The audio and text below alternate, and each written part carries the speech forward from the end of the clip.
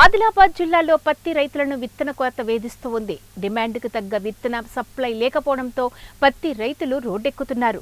Demand ఉన్న పత్తి విత్తనాలను బ్లాక్ మార్కెట్ తరలించి కొత్తగా కొరతను సృష్టిస్తున్నారని రైతులు ఆగ్రహం వ్యక్తం చేస్తున్నారు. 1-2 రోజులు మాత్రమే విక్రయించి విత్తనాలు అయిపోయాయంటూ విత్తన విక్రయదారులు చేతులెత్తేస్తూ ఉండటంతో రైతులు భగ్గుమంటున్నారు. రాసి 659వ రకం పత్తి విత్తనాల కోసం జిల్లా రైతులు ఆందోళనకు దిగుతున్నారు. ఉదయం నుండి షాపుల ఎదుట పడిగాపులు కాసిన విత్తనాలు దొరకటం లేదని, మహారాష్ట్ర రైతులకు అధిక ధరలకు అమ్ముకునేందుకే విత్తనాలను బ్లాక్ మార్కెట్కు తరలిస్తున్నారని రైతులు ఆరోపిస్తున్నారు. విత్తనం ప్యాకెట్ ఎంత పూర్తి స్థాయిలో కూడా సప్లై ఆస్కారం లేదు. ఎందుకంటే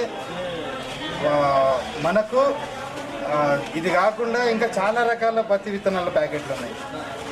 అవి కూడా 2-3 సంవత్సరాల నుంచి వాటి పర్ఫార్మెన్స్ అనేది సరి సమానంగా అదే దిగుబడి వస్తుంది. దాదాపుగా రైతులు కూడా అది అవగాహన కలిగి ఉన్నారు.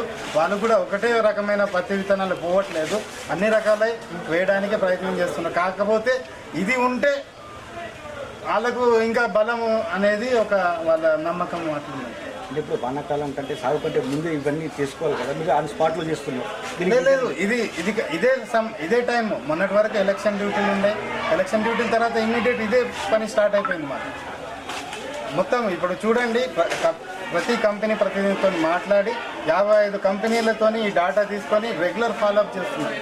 ఎంత స్టాక్ వస్తుంది, ఎంత సప్లై చేస్తున్నారు, డీలర్ వైజ్ ఎంత ఇస్తున్నారు. ఇప్పుడు మహారాష్ట్రకు కూడా తరలిపోతుంది. మహారాష్ట్రకి ఇవ్వద్దు అనేది